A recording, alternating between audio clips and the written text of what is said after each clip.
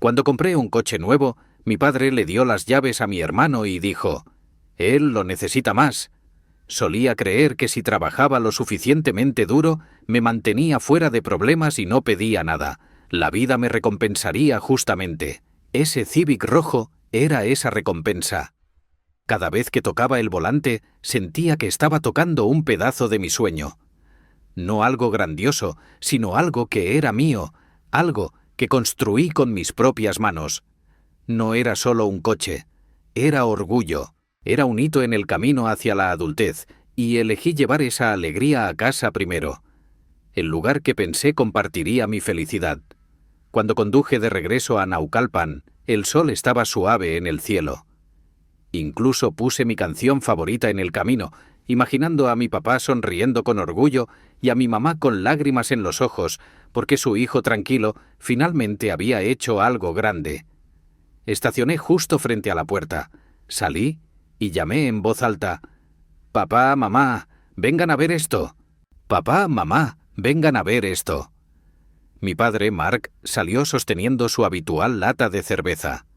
Mi hermano menor, Peter, apareció justo detrás de él, con las manos vacías, mostrando esa media sonrisa que había visto 1000 veces. Todavía vivía en casa, no trabajaba, no tenía una dirección clara en la vida más allá de disfrutar de la comodidad de la casa de nuestros padres, pero nunca lo juzgué. Cada uno tiene su propio camino, y yo elegí el mío. Señalé el coche como un niño que presume orgullosamente de un examen con calificaciones perfectas. Mi papá se acercó, caminó lentamente alrededor del coche y asintió con la cabeza. «Bonito coche, Maximus». Sonreí. Pero en sus ojos había algo que no podía nombrar. No exactamente orgullo, sino algo más frío, calculado. No lo entendía entonces. Peter se acercó y pasó la mano por el capó. «Vaya buen coche, hermano», dijo con un tono que era mitad broma, mitad pasivo-agresivo. «Pero ¿sabes qué?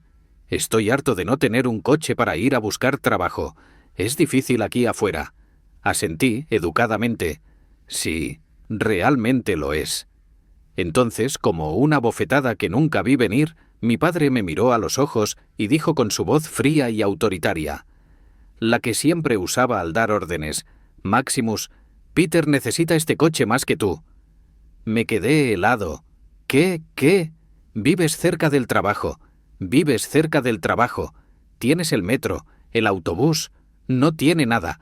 Dale las llaves. Por el bien de la familia. No podía creerlo. Intenté mantener la voz tranquila. «Papá, pagué por esto con mi propio dinero. Este coche es mío». Peter se encogió de hombros con los brazos cruzados como si estuviera viendo una comedia. «Siempre puedes comprar otro. Necesito uno ahora». Y antes de que pudiera decir otra palabra, mi padre, el hombre que una vez más respetaba, le lanzó las llaves de mi coche a Peter sin parpadear. Lo que sentí no fue solo sorpresa, era un desgarro. Me quedé allí, paralizada, mientras Peter se deslizaba al asiento del conductor, encendía el motor y se marchaba como si nada de eso me hubiera pertenecido alguna vez. El sonido del motor del Civic resonó por la calle del vecindario, pero esta vez no era el sonido de la libertad, era el comienzo de una pesadilla que no sabía cuánto tiempo duraría. Mi papá puso una mano en mi hombro, como si quisiera consolarme, pero su voz era como hielo. «Lo entenderás algún día. La familia es lo primero». No respondí. No pude. Porque si abría la boca en ese momento, podría haber gritado algo que nunca podría retractar. Me di la vuelta y me alejé. Y por dentro, algo se rompió. Supe entonces que había perdido más que solo un coche. Había perdido algo fundamental, algo que había pasado años construyendo, mi confianza. No pude dormir esa noche. Acostado en mi cama familiar en mi apartamento de Santa Fe, me revolví cientos de veces. Cada vez que cerraba los ojos, veía a mi padre dándose la vuelta y lanzando las llaves, como si desechara un juguete inútil. Seguí escuchando a Peter reír: «Siempre puedes comprar otro». Y seguía viendo al Civic rojo, mi sueño, desaparecer en una nube de polvo sin siquiera un adiós. A la mañana siguiente conduje de regreso a Naucalpan, llevando conmigo una pizca de esperanza de que tal vez, solo tal vez, todo había sido un malentendido.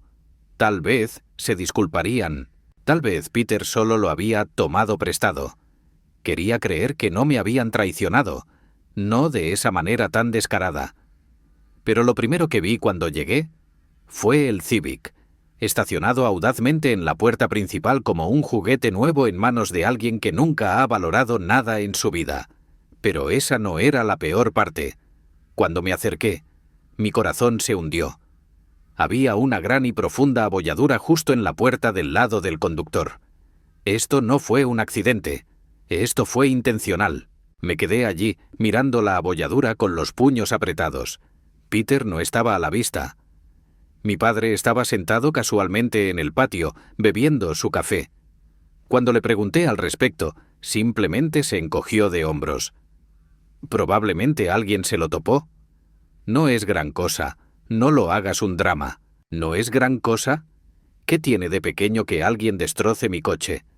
El coche que me arrebataron hace menos de 24 horas. Fue entonces cuando comencé a entender algo profundamente doloroso. Si no defendía lo que me pertenecía, nadie más lo haría. Mi familia había elegido a Peter, no porque tuviera razón, sino porque siempre habían sido así, siempre perdonando la debilidad, siempre culpando al que podía soportar más. Así que tomé una decisión, una que nunca pensé que tomaría. Empecé a investigar. Comencé con el paso más básico, la oficina de registro de vehículos en Ciudad de México.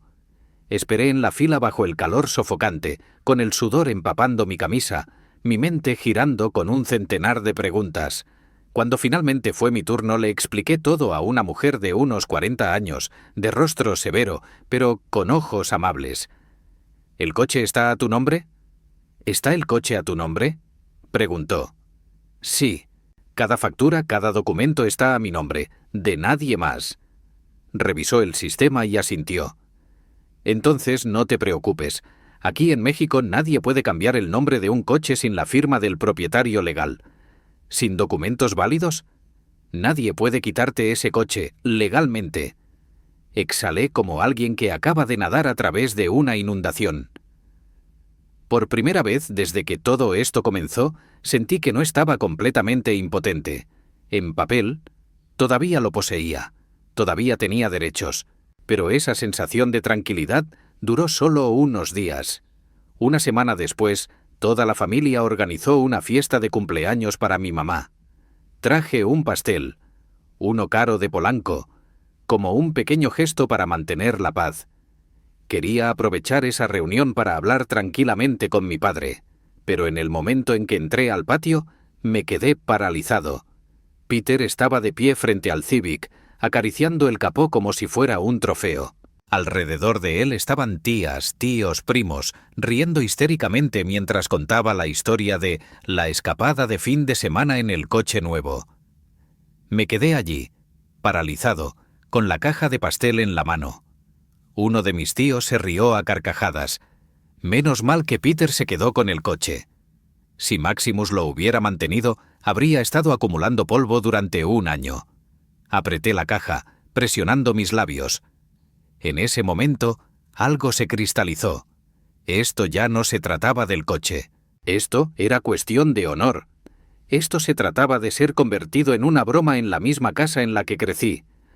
Puse el pastel sobre la mesa, entré al baño, me miré en el espejo y me dije a mí mismo: Maximus, si no te defiendes ahora, te aplastarán para siempre. Esa noche pedí una cámara de seguridad barata y la instalé en el estacionamiento de mi edificio. Ya no esperaba la reconciliación. Desde ese momento comencé oficialmente la lucha para recuperar lo que era mío.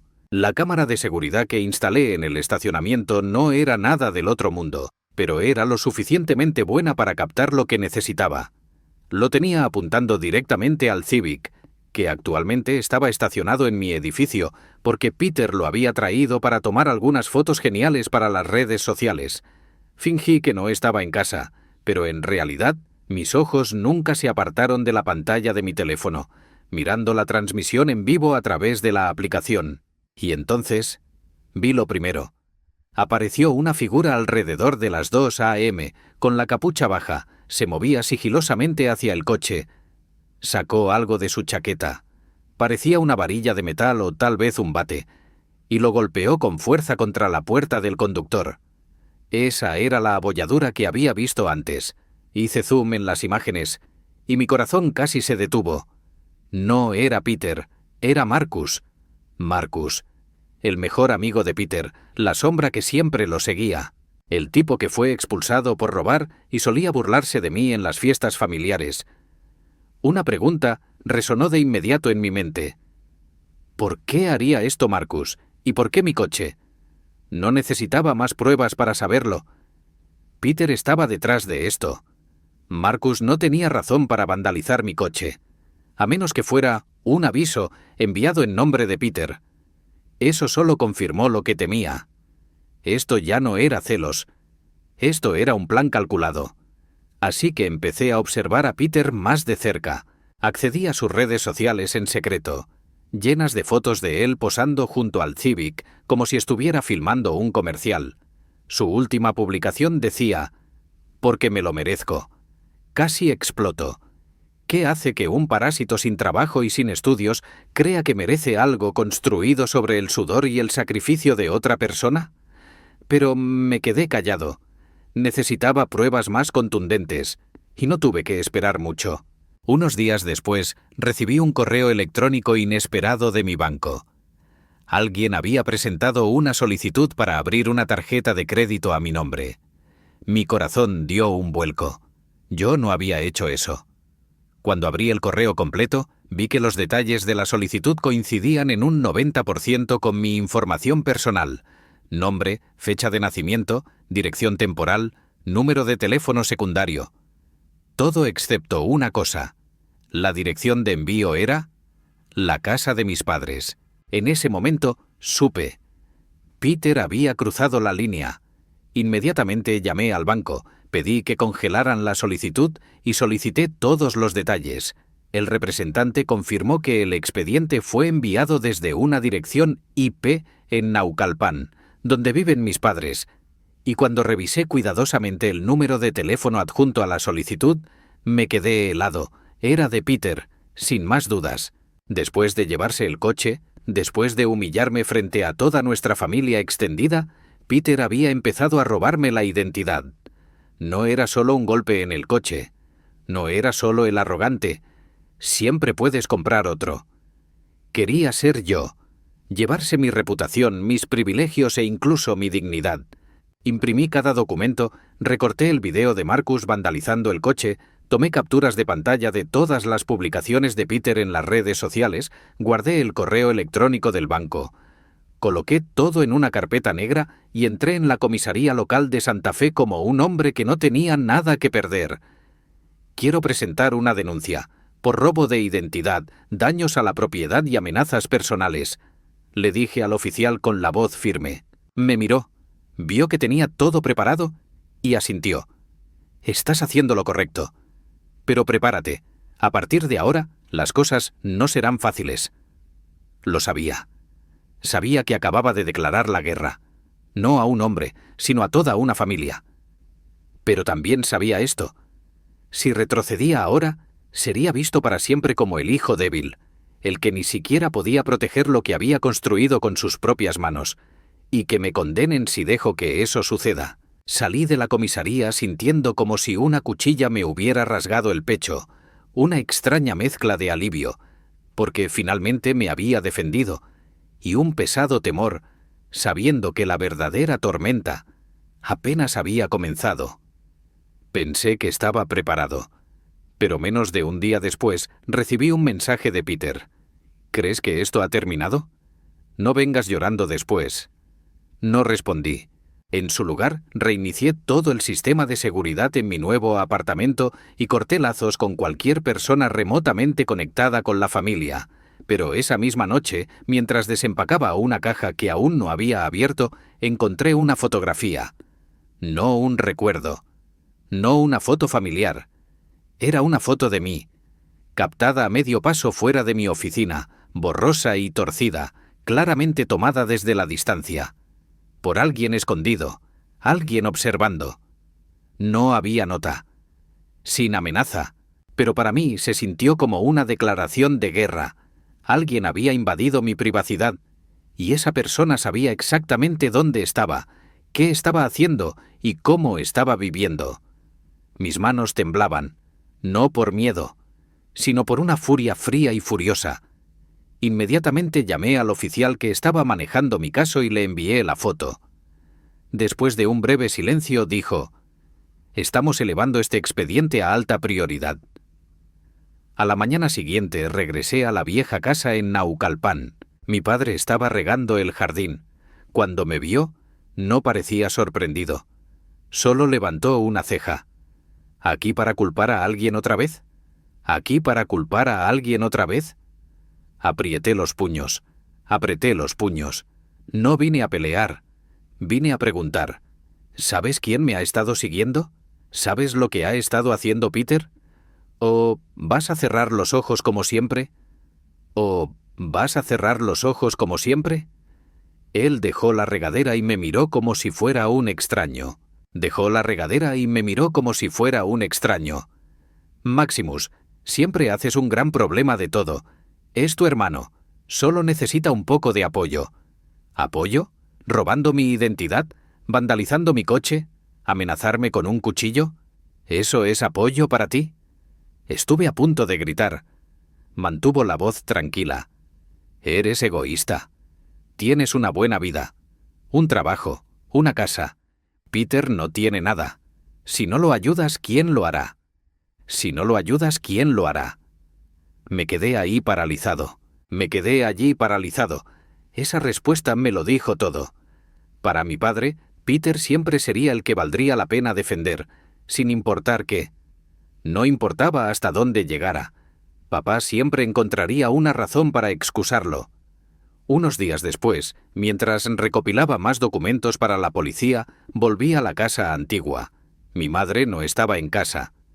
Peter estaba en algún lugar. Aproveché la oportunidad para entrar en su habitación, para un último movimiento. Y lo encontré, una caja de madera escondida debajo de la cama.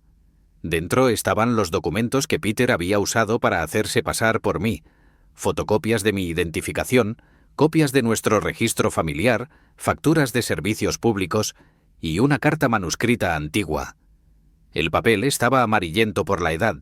Reconocí la letra de mi padre. La carta estaba fechada hace años, dirigida a mi madre. Pero lo que revelaba era algo que nadie me había dicho nunca. Prometo que protegeré a Peter. No importa lo que pase, lo compensaré. Después de lo que le hice a su madre, no puedo darle la espalda. Le debo una vida. Lo leí una y otra vez, y entonces me di cuenta. Peter no era el hijo de mi madre. Era el hijo de mi padre, de otra mujer. Y todo el favoritismo, todas las excusas, todo lo que mi padre hizo, todo era una compensación por un viejo error. Salí de esa casa con las piernas que parecían de piedra. Mi padre no solo me había traicionado con sus acciones, me había traicionado con la misma base de lo que creía que era verdad. Y en ese momento, finalmente entendí. Mi familia nunca había sido justa conmigo, porque desde el principio, nunca fui la elegida para ser amada. Me alejé de la vieja casa con la carta en la mano, prueba de una verdad que desearía no haber conocido nunca. Una parte de mí se rompió ese día, no porque Peter fuera un hijo ilegítimo, sino porque finalmente entendí. Toda mi vida había estado compitiendo en una carrera donde el ganador ya había sido elegido antes de que comenzara. Mi padre no defendía a Peter solo por amor. Lo hacía por culpa, una deuda que asumió, usándome como el equilibrio para saldarla. Pero esto termina ahora. Ya no quiero entender a papá ni hacerme a un lado por mi hermano. Quiero justicia. Quiero mi vida, entera e intacta. Regresé a la comisaría y presenté pruebas adicionales, la carta manuscrita, copias de documentos falsificados, grabaciones de las cámaras de seguridad, fotos de vigilancia e incluso los mensajes amenazantes de Peter. El oficial Ramírez, el que estaba a cargo del caso, permaneció en silencio durante un largo momento antes de decir: «Estoy solicitando una orden de registro de emergencia para la casa de tus padres. Tenemos suficientes motivos para creer que esto fue premeditado». 3 días después recibí la llamada. «Maximus, soy Ramírez. Ejecutamos la orden de registro esta mañana y encontramos lo que necesitábamos. Apenas podía respirar. Me explicó todo, cada detalle. Registros personales robados, un plan escrito a mano para cometer fraude de crédito a mi nombre, escondido en un cajón. Peter fue arrestado poco después, junto con su mejor amigo Marcus. Fueron detenidos bajo múltiples cargos: robo de identidad, daños a la propiedad, amenazas con arma y abuso de datos personales. La policía también abrió una investigación más amplia para determinar si Peter había estado involucrado en otros esquemas de fraude financiero. No sonreí. No me sentí victorioso. Solo me sentí vacío. ¿Tuvo que llegar a esto para que me permitieran defenderme? ¿De las mismas personas que solían llamarse mi familia? No había planeado visitar a Peter, pero al final fui. No para perdonar, sino para enfrentarme a él. Cuando entré en la sala de interrogatorios ya no parecía el hermano menor arrogante, parecía alguien deshecho, pálido, esposado en las muñecas, sombras profundas bajo sus ojos. Me miró, luego susurró: «Solo quería algo, que fuera mío». Respondí: «Yo también. Pero yo trabajé por ello. Robaste». Cuando me di la vuelta para irme, Peter me lanzó una última mirada y siseó: «Papá dijo que yo era la deuda que tenía. No pedí nacer en eso. No dije nada. Porque sabía. Peter había vivido toda su vida como la sombra de la culpa de otra persona. Pero eso nunca le dio el derecho de pisotear a los demás». Unos días después mi padre llamó. No preguntó cómo estaba. No se disculpó. Simplemente gritó por teléfono: «Destruiste esta familia por un coche y tu maldito orgullo». «Destruiste esta familia por un coche y tu maldito orgullo». Pausé por un momento, luego respondí, calmado pero frío. Me detuve por un momento, luego respondí, calmado pero frío. «No, papá. Simplemente dejé de permitir que la gente usara la familia como una excusa para pisotearme». Y luego colgué. Vendí el Civic rojo, el que alguna vez simbolizaba orgullo, el sueño que había construido con mis propias manos. Ahora era solo una reliquia de una pesadilla. Con el dinero compré un viejo Jetta. Nada llamativo, nada especial, pero mío. Nadie podía quitármelo ya. Una tarde escribí toda la historia y la publiqué en un foro para personas que habían sido traicionadas por sus propias familias. No esperaba mucho. Pero pronto, cientos de comentarios comenzaron a llegar. No solo simpatía, sino dolor compartido, historias similares. No estaba sola. Terminé la publicación con una sola frase: «La familia no se trata de sangre. Se trata de las personas que nunca te hacen sentir que no perteneces». No sé qué depara el futuro, pero sé esto. Por primera vez en mucho, mucho tiempo, puedo conducir sin mirar atrás. Algunos de nosotros crecimos creyendo que la familia es el lugar más seguro del mundo, pero un día nos despertamos y nos damos cuenta que también fue el primer lugar donde nos lastimaron. La historia de Maximus no se trata solo de un coche, se trata de lo que ese coche representaba: independencia, sudor, lágrimas y orgullo. Pero la parte más desgarradora no fue perder el coche, fue ser traicionado por su propio padre y su hermano menor. Maximus no nació para ser un sacrificio. Se negó a quedarse en silencio cuando le obligaron a entregar lo que era suyo, todo en nombre del deber familiar. No toleraba las amenazas. No ignoró el robo de identidad. No se quedó quieto mientras lo observaban. Y seguro que no perdonaba el abuso solo porque viniera de sangre. Esta no es la historia de una víctima. Este es el viaje de alguien que se levantó y luchó, incluso cuando el enemigo tenía un rostro familiar. Maximus hizo lo correcto. Protegió sus límites. expuso a los que le hicieron daño, y se alejó de aquellos que solo saben tomar, nunca apreciar. Porque a veces lo más valiente no es el perdón, es la fuerza para alejarse. Y a veces hacer lo correcto no es aferrarse a la familia por el bien de las apariencias, es elegir a las personas adecuadas para llamar familia. Para ti, si estás pasando por algo así, no eres egoísta por elegirte a ti mismo, no estás equivocado por exigir respeto, y no estás solo.